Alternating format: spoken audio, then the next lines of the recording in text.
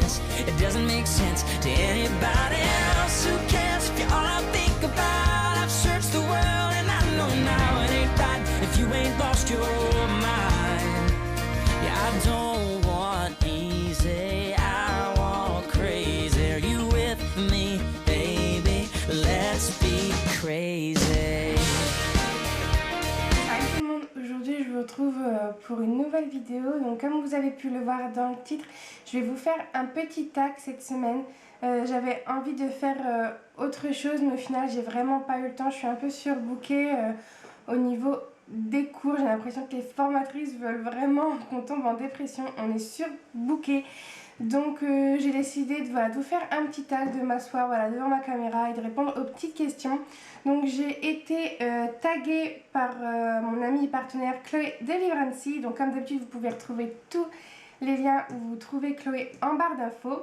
Et elle m'a taguée pour le tag Happy Bookaholic Tag, donc qu'elle a fait à l'écrit sur son blog. Pareil, si vous voulez lire ses réponses, je vous mettrai le lien en barre d'infos.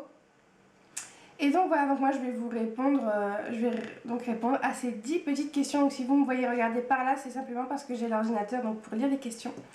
Donc la première question, c'est qu'aimes-tu dans le fait d'acheter de nouveaux livres? Ça tombe un peu sous le sens, qu'est-ce que j'aime dans le fait d'acheter un livre? C'est voilà, le fait d'acheter un livre, c'est d'en avoir un nouveau dans sa bibliothèque, c'est d'en ajouter un autre à sa collection, c'est d'avoir peut-être une suite d'une saga.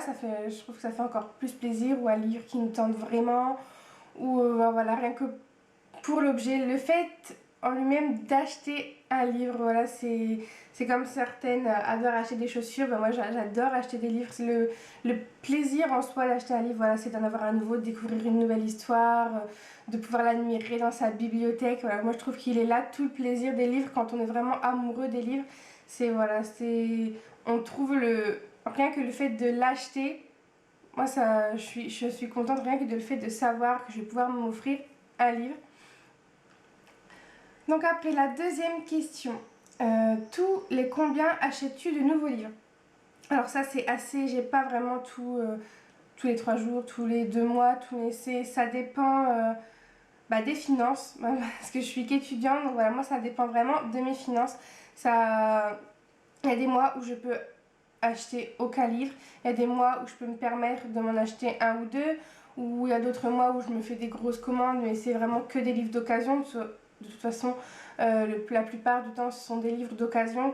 J'attends toujours que le livre soit en occasion parce qu'ils reviennent moins cher et que ça permet d'en avoir plus. Après, il arrive d'en acheter neuf, il m'arrive de craquer comme la dernière fois pour Poison et Charme de Sarah Pinborough. Voilà, ceux-là, je les voulais vraiment. Ou il y en a eu d'autres aussi, Beautiful Disaster aussi, j'ai totalement craqué. Mais normalement, voilà, j'attends. On va dire que les circonstances font que je me limite, parce que de toute façon j'ai pas le choix. Quand le compte en banque est à sec, il est à sec, je peux pas faire de découverte. Ça c'est très bien, parce que dépensière comme je suis, moi je dépenserai au-dessus, ça c'est sûr, je me connais, donc c'est très très bien. Mais donc voilà, j'ai pas vraiment de rythme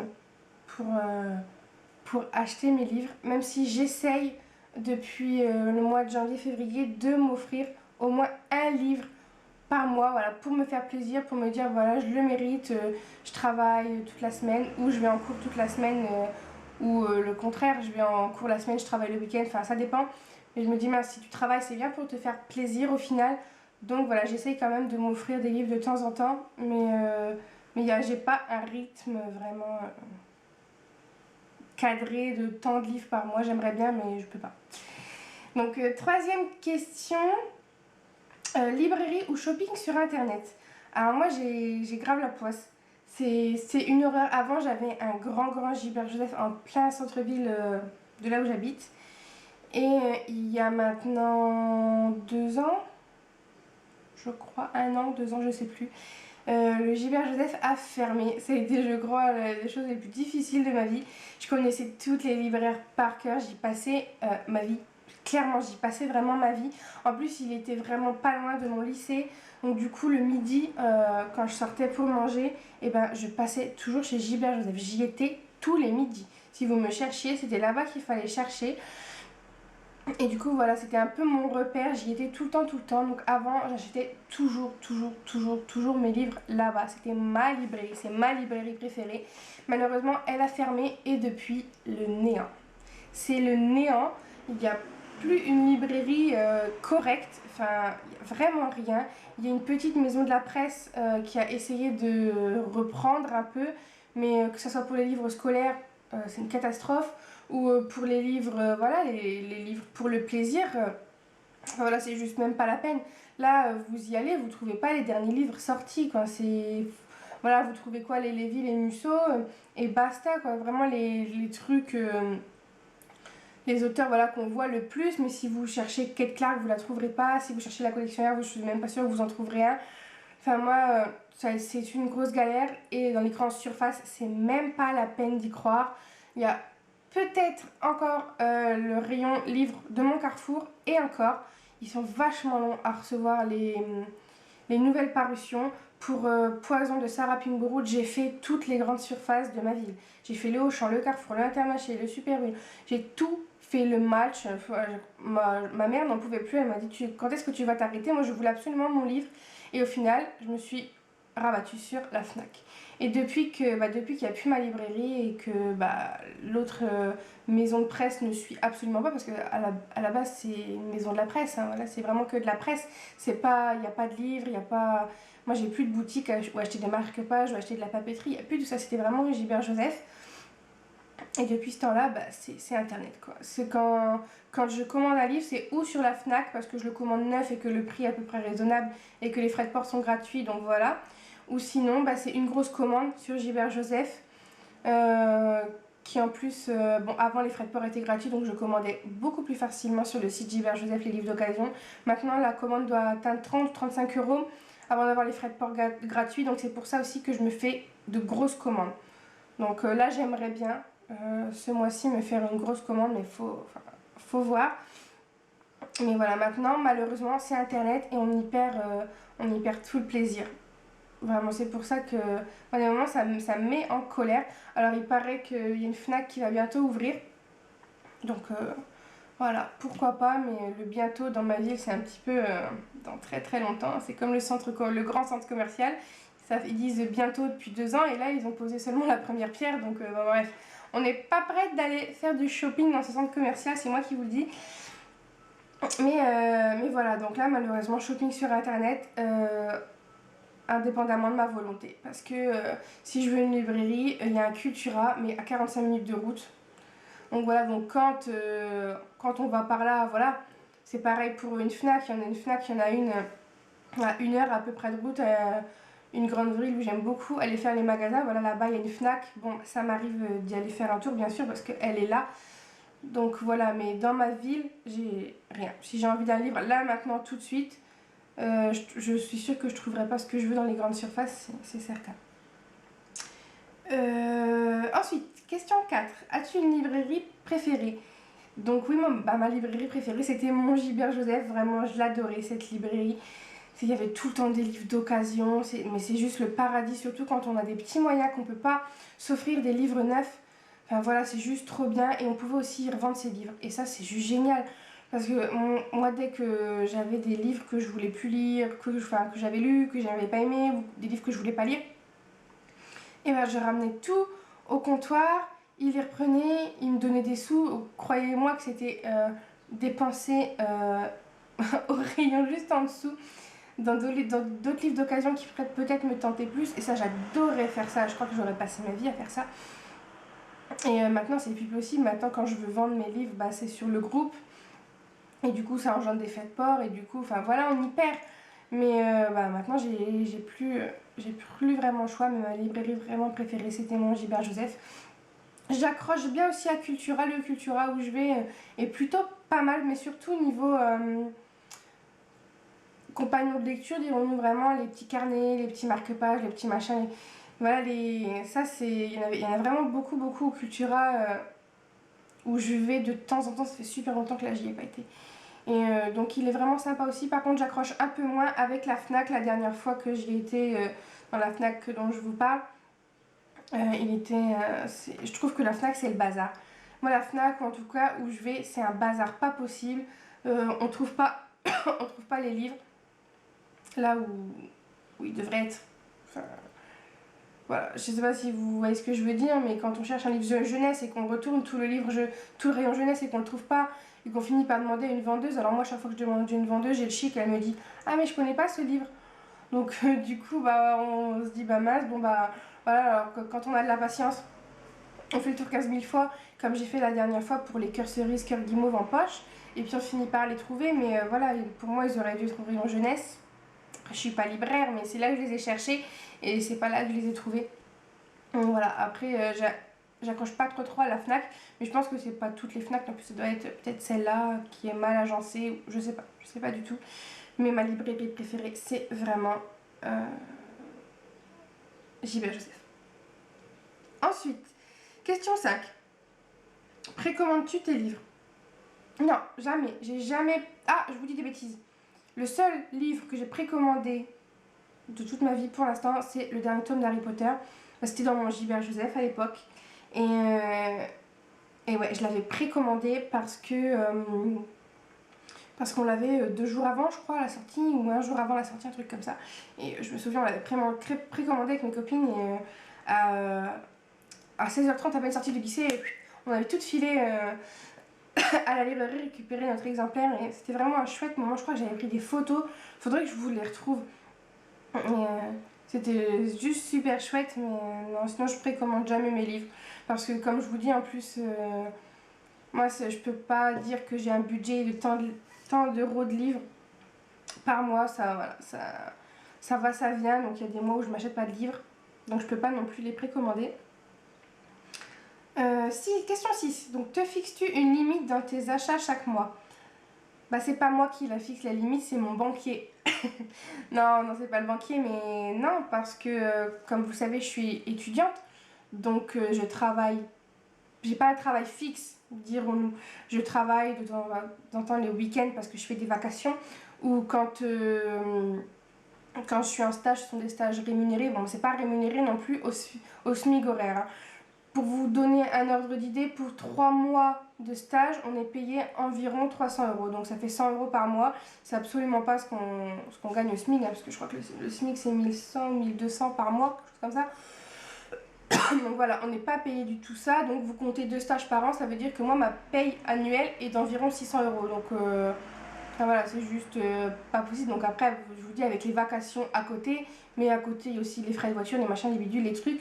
Donc moi je peux pas me fixer un budget livre par mois, surtout que voilà, on n'a pas un salaire fixe tous les mois. On est payé que 2 fois par an, donc à la fin de chaque stage. Donc voilà, c'est pas possible. Moi, bien sûr que je me fixe une limite et je m'offre un livre quand mon porte-monnaie me le permet. Mais s'il ne me le permet pas, ou si la voiture tombe en panne, comme c'est arrivé le mois dernier, bah voilà, ça paye la voiture. La paye qui tombe, en plus à ce moment-là, vous savez, c'est bien fait exprès. La paye qui tombe à ce moment-là, bah, elle va pour la voiture au lieu d'aller pour les plaisirs. Malheureusement, je suis pas la seule, hein. Je pense qu'on est tous dans ces cas-là. Il n'y a personne qui est encore payé pour aller à l'école. Donc voilà, tant que je suis étudiante et que j'ai pas un salaire fixe tous les mois, je peux pas faire autrement. Donc bien sûr que je me fixe une limite, même si c'est pas une limite que je me fixe personnellement en me disant tu t'achètes que tant de livres par mois. C'est la vie qui fait que la limite se fixe d'elle-même en fait. Alors, 7. T'empêches-tu d'acheter des livres? Ça rejoint un petit peu la question 6. C'est que je m'en empêche, oui et non. Mais je suis quelqu'un quand même qui essaie d'être économe parce que faut avouer que j'ai la poisse. Et que c'est tout le temps quand je dépense un petit peu de sous que j'ai de côté que ma voiture va faire des siennes, que je sais pas, qu'il va falloir payer une facture, qu'il va y avoir des frais médicaux, peu importe, moi je suis un peu une poissarde. Donc du coup, est-ce que je m'empêche d'acheter des livres? Oui, parfois ça m'arrive si je sais pas, je vais faire des courses et que au miracle dans le Carrefour ou dans le magasin où je me trouve, il y a un livre qui me tente, je le prends rarement, c'est très rare. C'est vraiment mon budget est vraiment au centime près et oui, je peux pas vous mentir, bien sûr que je m'empêche m'empêche d'acheter des livres. Après là, arrivé dans les périodes là où on est du printemps, il y a les brocantes et ça c'est vraiment le truc qui me sauve la vie parce que je peux me lâcher quoi. Je peux totalement me lâcher même si cette année j'ai décidé de faire attention parce qu'on en ramasse des livres. Enfin, moi si vous me laissez dans une brocante, je peux vous ramasser tous les livres. Oh tiens celui-là peut-être un jour, peut-être un jour. Et au final ça fait des piles et des piles de peut-être un jour et il y a un manque de place et aussi un manque de temps et donc voilà, donc je m'empêche d'acheter des livres, oui, parce que le budget suit pas forcément. Et oui aussi, sur les brocantes, par exemple, je me dis, il faut vraiment que tu achètes un livre qui tente, que tu as envie de lire maintenant. Il ne faut pas acheter un livre pour le livre ou pour se dire peut-être un jour, peut-être un jour. Ça, j'essaie vraiment de faire super attention. Même sur le groupe de troc, avant je troquais, oh bah il me tente peut-être. Non, maintenant il faut vraiment que ce soit un livre qui me tente vraiment. Parce que ça sert à quoi au final d'avoir un livre qui nous tente peut-être que oui, peut-être que non. Donc voilà, j'essaie vraiment de faire attention et d'acheter vraiment les livres qui me font très plaisir. Question 8. Quelle est l'ampleur de ta wishlist? Ma wishlist elle est pas très grosse, je crois. J'ai fait un sacré ménage. Elle doit faire, je vais regarder sur Livre Addict. Ma wishlist fait 55 livres.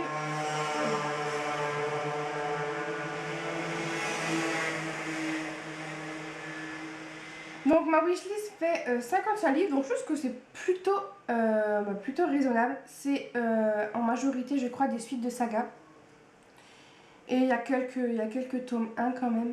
Ouais, quand même. Mais ma wishlist, c'est vraiment les livres que je voudrais lire là maintenant. Si là maintenant, tout de suite, je le reçois, j'ai très envie de le lire. J'évite de mettre vraiment un peu comme le même système que les groupes, de mettre plein de livres comme ça dans la wishlist. Au final, ça s'accumule, donc ça sert pas à grand chose. Donc là, les 55 livres, c'est vraiment des livres que si là aujourd'hui vous me donnez une carte gold illimitée, et ben c'est les 55 livres que j'achète. Voilà. Question 9. Quels sont les 3 livres de ta wishlist que tu voudrais avoir maintenant? Alors maintenant, je voudrais là tout de suite le tome 3 de X-All de Rachel Hawkins parce que du coup vous allez le savoir, mais c'est pas grave, parce que j'ai lu le tome 2, je crois que je l'avais dit sur Facebook de toute façon. J'ai lu le tome 2 et c'était vraiment chouette et je veux le tome 3 là maintenant tout de suite. Je regarde en même temps ma wishlist, mais j'essaie de pas trop regarder, mais un livre que je voudrais là maintenant tout de suite, il y a les livres de Chris Colfer, autant Struck que The Wishing Spell, Le Pays des Contes, je crois que c'est comme ça que ça s'appelle, voilà. Le Pays des Contes, le Sortilège perdu, donc le tome 1 et même le tome 2. C'est Chris Colfer, c'est un acteur que j'adore. C'est vraiment mon acteur préféré dans Glee. C'est aussi un très bon chanteur, un très bon acteur, un très bon chanteur. Et je suis certaine que c'est un très bon écrivain. C'est vraiment une personne que j'admire beaucoup, autant pour sa persévérance, pour son courage, pour les associations aussi contre l'homophobie qu'il soutient. Enfin voilà, c'est vraiment une personne que j'admire. Et j'aimerais bien avoir ses livres parce que voilà, je l'aime vraiment beaucoup. Et un 3e livre, là maintenant tout de suite.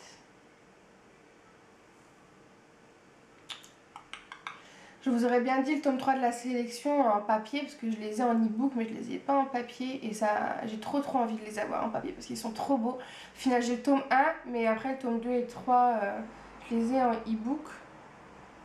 Mais sinon, de livres que j'ai pas, je sais pas. Je triche, je suis en train de regarder, vous allez... Ah, si, il y a celui-là qu'on voit beaucoup en ce moment sur la blogosphère et qui me tente beaucoup, c'est Love Letters to Days, donc de Ava Delera. Donc celui-là, j'aimerais beaucoup l'avoir, on le voit beaucoup circuler sur la blogo.